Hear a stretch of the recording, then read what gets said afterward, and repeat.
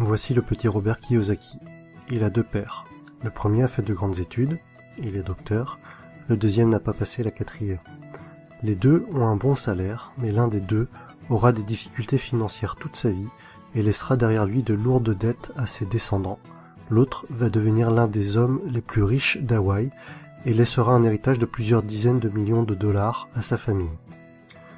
Dans ce livre, Kiyosaki va nous exposer les différents points de vue de ces deux pères.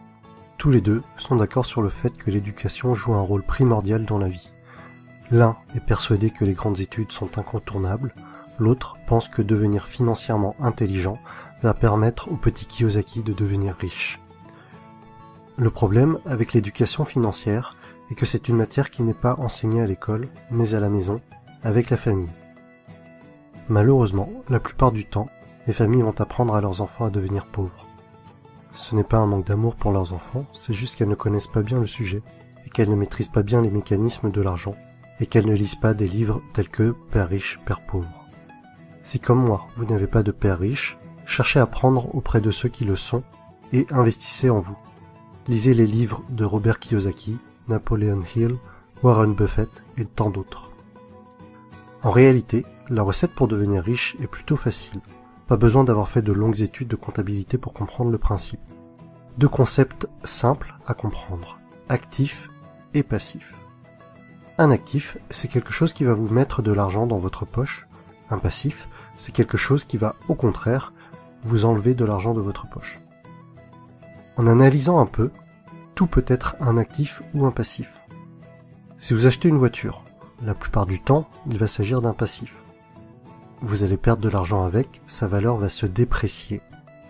Mais si vous êtes un chauffeur de taxi, si vous êtes commercial, et que votre voiture améliore votre image et qu'elle facilite certaines de vos affaires, alors votre voiture pourra devenir un actif. Si vous possédez une maison, et que, avec les factures, les différentes taxes et travaux, cela vous fait perdre de l'argent, alors il s'agit d'un passif. En revanche, si vous louez votre maison et que cela vous fait gagner de l'argent, c'est un actif. Voici un schéma assez classique pour représenter les pauvres, classe moyenne et riches. Les pauvres vont seulement dépenser leur argent. On ne distinguera ni de passif ni d'actif, mais seulement des achats quotidiens pour vivre. Les classes moyennes vont également avoir des dépenses, peut-être un peu plus importantes que les pauvres. En plus de cela, elles vont acheter des choses qui vont leur permettre de paraître riches, mais en réalité, elles achètent des passifs, maison, voiture. Beaucoup de ces personnes vont considérer leur habitation principale comme étant leur investissement le plus important. Mais le plus souvent, cela va leur coûter de l'argent et pas leur en rapporter.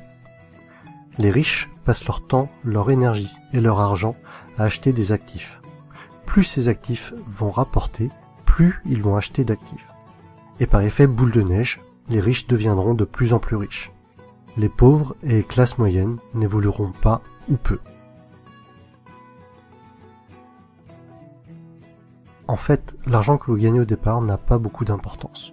Vous pouvez très bien gagner 10 000 € par mois et tout dépenser dans des futilités en menant un grand train de vie, grande maison, belle voiture, fêtes, alcool, et au final, il ne vous reste plus rien.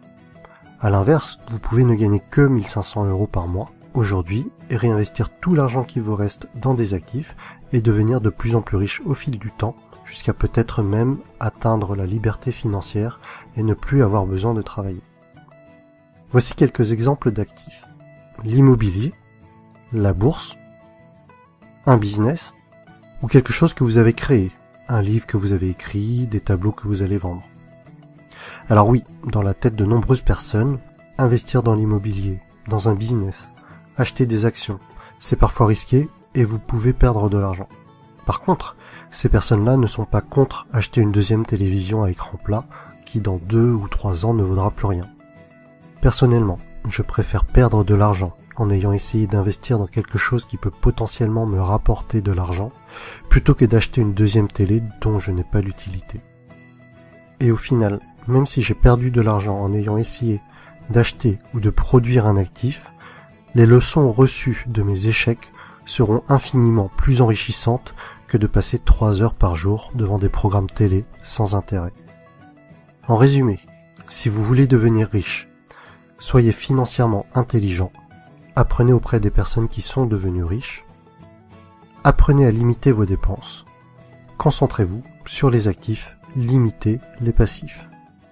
Et voilà mon résumé du livre Père riche, Père pauvre de Robert Kiyosaki. Si vous avez apprécié la vidéo, mettez-moi un pouce bleu en bas à droite. Et pour suivre mon actualité, abonnez-vous.